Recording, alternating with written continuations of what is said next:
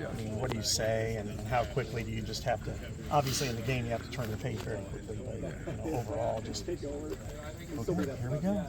Yeah, I mean, it just sucks losing a guy like that. We lost two guys the past couple weeks, Luke and him. And you just see the amount of hard work they put in. It just sucks because, they really wanted this. They were excited for the season. And to see him go down, I mean, it just hurts you. But, at the end of the day, we have twos or threes or whatever it might be who are ready to take that next step. Coach Ferris always talks about next man in and your opportunity. And, these guys have their opportunity now, and it's what you do with that opportunity. I'm praying for those guys, and hopefully, they recover fast. But, Iowa football isn't going to stop moving. The season isn't going to stop. We got to continue to grow. We got to continue to develop. And you never know what's going to happen. How similar is Purdue's defensive kind of structure to Illinois last year? Yeah, it's very similar. Their head coach, obviously defense coordinator there. So we see a lot of similarities in the way that they do things. Obviously, it's their first year with this defense, so they're trying to adjust to it and things like that. So we watched some Illinois film and some guys like that. I know I watched Tyler Linderbaum against Illinois and things like that, just to see the way he played.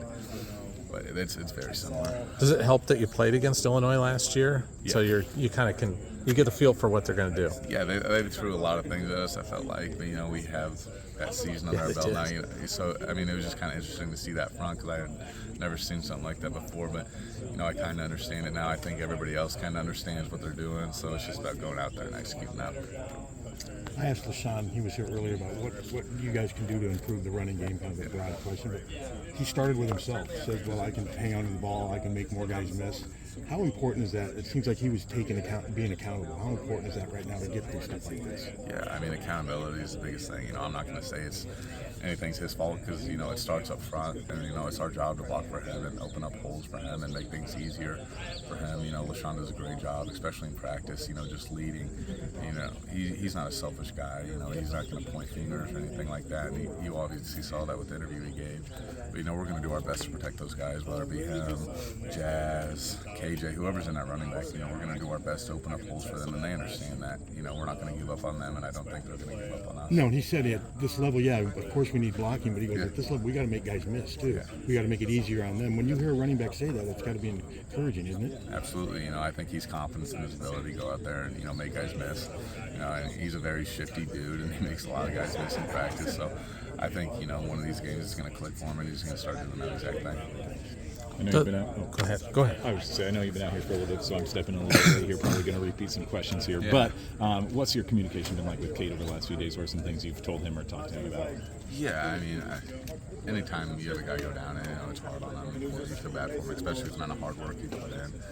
Cade and I are very good friends, and I just been talking to him, telling him I'm going to pray for him and hope for the best. I don't know exactly what his injury is. I don't know if anybody does yet, but I'm here for him if he ever needs me, and I think the whole team's here for him too. And he was voted captain still, so it's not like anything's changed.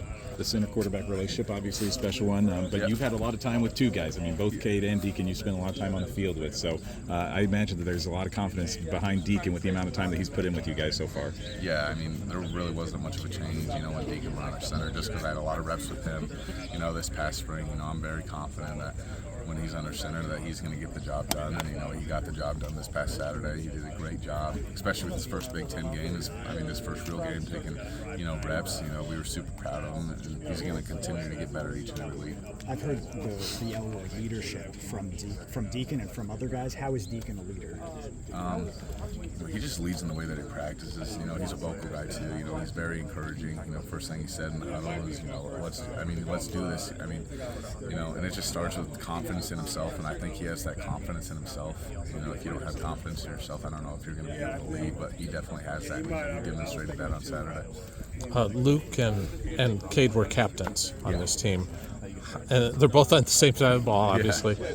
Do you have to fill some of that void in terms of leadership as a veteran guy? It presents opportunities for other people to go out there and lead, whether that be me or somebody else. I'm going to do my best job of trying to lead, lead by example, or lead vocally, whatever it might be.